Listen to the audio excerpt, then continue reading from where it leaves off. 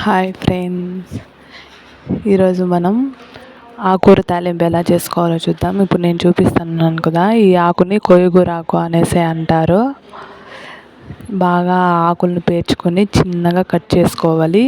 స్టెమ్తో సహా కట్ చేసుకుంటే ఆ స్టెమ్ కూడా చాలా టేస్టీగా ఉంటుందన్నమాట. నేను చూపిస్తున్న విధంగా బాగా చిన్నగా కట్ చేసుకోవాలి మొత్తం. చూడండి ఒకసారి. అలా చిన్న కట్ చేసుకున్న తర్వాత పొయ్యి మీద పెనం పెట్టి అందులో ఇలా వాటర్లో కరిగేసి ఆకుకూర వేయాలన్నమాట. వేసిన తర్వాత మొత్తం అంతా నీట్గా కడుక్కొని వేయాలి. మనం అందులో వాటర్ యాడ్ చేయాల్సిన అవసరం లేదనమాట. మనం క్లీన్ చేసిన వాటర్ ఉంటాయి కదా, ఆ వాటర్తోనే ఆ ఆకుకూర అంతా బాగా ఉడికిపోతుంది.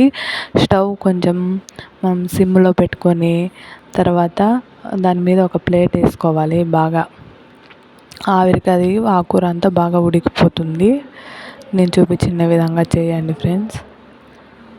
తర్వాత పక్కన ఒక చిన్న పెనంలో ఒట్టిమిరపకాయలు వేయించుకొని రోట్లో కొద్దిగా జీలకర్ర, తెల్లవాయలు, కొద్దిగా సాల్ట్ వేసి బాగా దంచుకోవాలి. నున్నగా పొడిగా చేసుకోవాలి.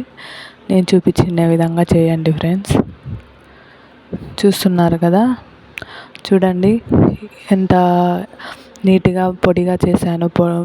కారం పొడి దానిని పక్కన పెట్టుకోవాలి మనం.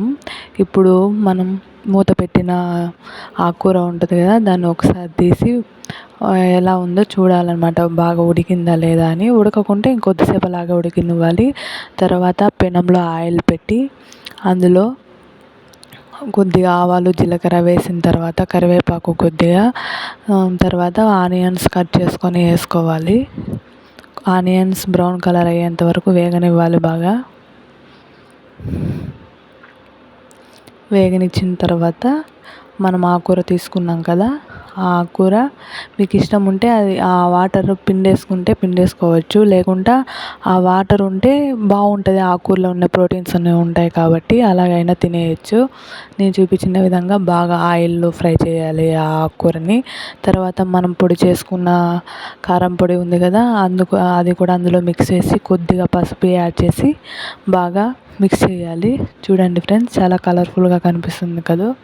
ఈ విధంగా ఆకుకూర తాలింపు చేసుకుంటే అందులోని ప్రోటీన్స్ అన్నీ మనకు బాగా హెల్త్కి యూజ్ అవుతాయి అన్నమాట. ఈ ఫ్రై చపాతీకి కానీ దోశలకు కానీ బాగుంటుంది. అన్నంలోకి కూడా, వేడి వేడి అన్నంలోకి కూడా ఈ ఫ్రై చాలా బాగుంటుంది. మీకు కూడా నచ్చితే చేసుకోండి ఫ్రెండ్స్. Thank you friends.